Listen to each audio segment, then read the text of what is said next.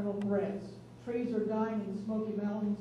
Tons of coal ash was spilled in East Tennessee, and our forest and green space are being destroyed by development and clear cutting. Our rivers and streams are filled with pollution and runoff. Landfills and waste facilities continue to be built on and near our rivers, and oxygen-rich clean air is disappearing in urban areas where we continue to cut our oxygen-making trees, even old-growth forests, while paving for more roads, airports, and development, all in the name of progress. If elected, would you support policies and legislation to protect our green space, trees, water, and air, even if it meant putting limits on development, deforestation, and urban growth? What ideas do you have to protect the environment in our beautiful Tennessee? Mr. Bradley. One minute. Sorry? 1 minute. No, I'm sorry. I think the answer to, well, there's no thing to it. The answer is yes. Would I support that? Yes. What would we do? I think the issue has to come with long-term planning and strategy. While working on the council, I did some long-term development planning called UDOs. We've got 2 of them in place in Antioch that protected the community long-term with about 50 acres that are already developed now. There's already residential developments on the property.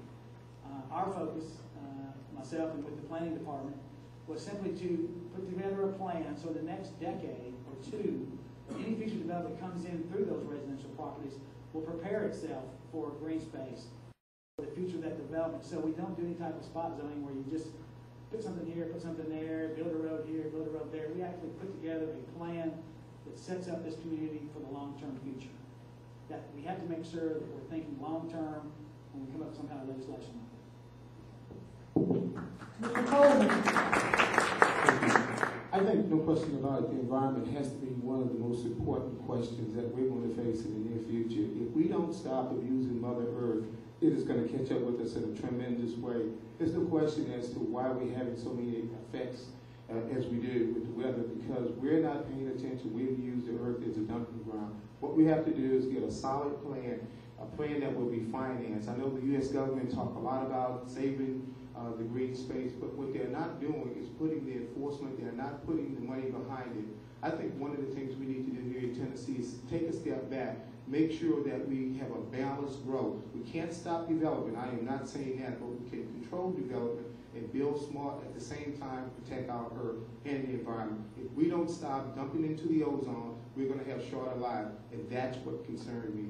I can tell you I will work towards a plan that will give us the safety. Mr. Dodson. Thank you. I am very much concerned with the environment. I have right now already have 3 years of experience on the Metro Planning Commission. I think that's where a lot of the conservation starts, in Metro Planning Commission, and in the small municipal planning commissions around the state. That's really where the hard work goes, and it's a balance. You have to strike a balance between the development and the environmental issues.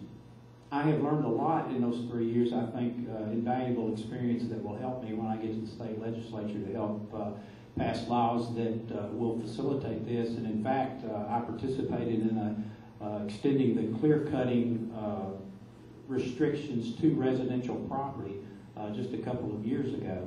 And I think that is working pretty well. It probably needs a little bit of tweaking, but we put some incentives in. There are a lot of issues with building subdivisions as far as clear cutting, and it's never simple. The devil's always in the details, but I will do everything I can to support environment and conservation. Thank you. I'm accused of being a serious tree hugger, and there's a good reason. Tennessee, there's over 10,000 species of trees in Tennessee, and if you've been out there, been around the world, you know this is singly one of the most beautiful places in the world to live. And if you don't care about what God created out here, then I have much of an opinion about you. I don't like mountaintop clearing at all. We are one of the few states out there that have it. We have a great coal resource in this state, but we don't look like the other states because we haven't allowed that to happen. And I'm going to tell you, as long as if I'm there, it's definitely not going to happen, because I want to see these mountains, and I want to see these trees, and I want to see our people breathing in the city over here. You've just been the last week we were in Orange, I think, on air quality in Orange. disability was told not to go outside. We have a lot of the things we have to work on in this city, especially or in this state. I'm a very big advocate. Hit me every time. I believe in green space. The reality is my wife and I and the family, we reside on acreage out on the Hermitage Peninsula, which is over by Long Hunter State Park. I'm a member of the Friends of Long Hunter State Park. I'm also the president of the Community Association out there. Over the last 10 years, I've helped to get the state to purchase over 800 acres of park space out there on the Hermitage Peninsula. I'm physically active making sure we have green space. I think we need to continue to do so, and I will certainly study anything that's put in front of me so we can continue to expand that. Thank you.